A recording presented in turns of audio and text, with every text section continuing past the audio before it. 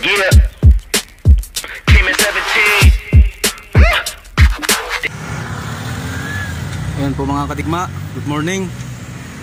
So update po tayo ng Taal Volcano. Ayan, tanaw naman dito. Ayan, muusok pa rin siya mga kadigma.